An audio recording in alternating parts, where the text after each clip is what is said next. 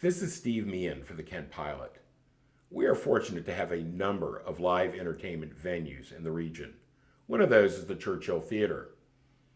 It started out as a community center built in the 1920s. For a period, it was a movie theater known as the Showcase of the Eastern Shore. For the past 30 years, it's been the home of the Churchill Theater Company, providing live theatrical performances. We are joined today by Carmen Renee, the Churchill Theater's executive director. Carmen, welcome. Thank you. It's very nice to be here. You joined the Churchill Theater in February of 2020. I did. In the midst of the arrival of the COVID-19 pandemic. How was that experience?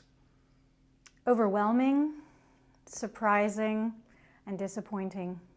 The Churchill Theater's 2019 season was a banner year. 2020, not so much with COVID-19. You arrived in February 2020.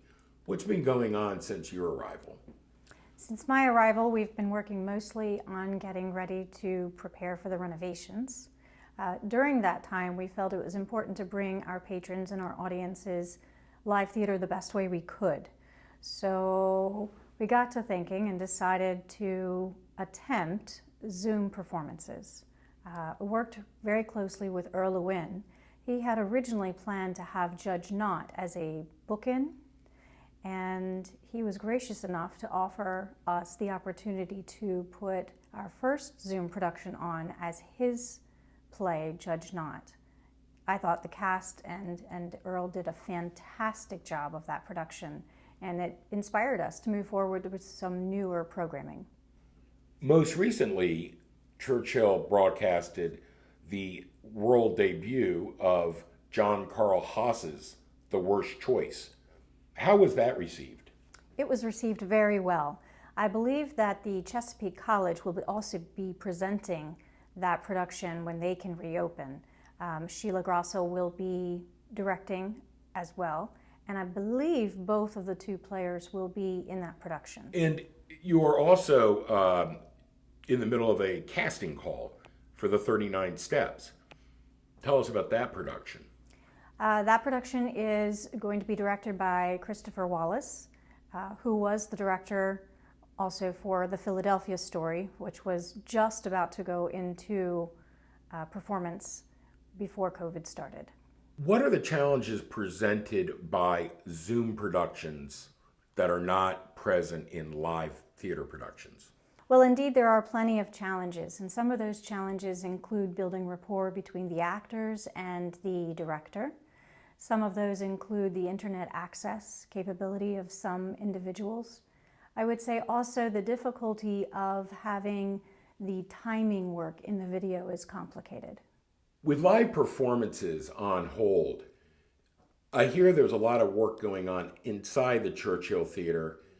What kind of changes and improvements can the audience anticipate when they arrive for the first live performance?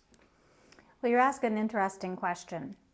One of the challenges I knew was ahead of me when I began the position was how do we stop the productions in order to renovate the theater? Well, that was handed down from on high for us. So we now have the opportunity to take advantage of all the grants that we've received in order to begin the renovations. And those renovations basically started with the grant, Theater Needs New Threads. And with that grant, we began to price out getting new stage curtains, wall fabric, insulation. And once we had that grant, we then got a matching grant in order to be able to expand the renovations. So now we're looking at seating and floor and ceiling repairs. At what stage are the renovations at this point? At this point, we're very fortunate to have a handful of volunteers who work very well together, and they are in the process of removing the fixed seating. A local salvage company has given us the use of a dumpster in order to place those chairs, and that metal will be salvaged, and so we'll get a little bit of cash back from that as well. It's very exciting to see all of the support the theater has gotten. I think it's because of the long-term, high-quality productions and the just general friendliness of the region. It sounds like the Churchill Theater is getting a complete facelift. What can the patrons expect when they return? Well, the patrons can expect a beautiful new interior with the new fabric, which we're still working on making that decision on the choice of that fabric. The stage curtains will be black, and we'll have improved seating. So the old seating's gone. What will the new seating be like when the patrons return to the theater? In light of our unknowns regarding how socially distanced we'll need to be when we reopen, we've decided to move to movable seating. So the seats will be semi-permanent until we can reopen the theater in a post-COVID world. Looking forward to our post-COVID world, what sort of thoughts go into choosing the first live post-COVID production? That's a very interesting question. I think we'll still have a bit of concern among the actors, so distancing may still be on the minds of many people. If we're truly in a post-COVID world where the actors feel confident that they are safe and comfortable with each other on stage, I have to tell you, my preference is to open with the Philadelphia story. That's a beautiful story. It is a beautiful story. What can our viewers do to help the Churchill Theater? Well, you can support us by attending our Zoom performances. We're always looking for volunteers to come in and help with various activities, which would include, we have some painting that's ahead of us. We have flooring that will need to be resanded and surfaced. But I think we're mostly looking for continued operations, funding, and advanced ticket sales.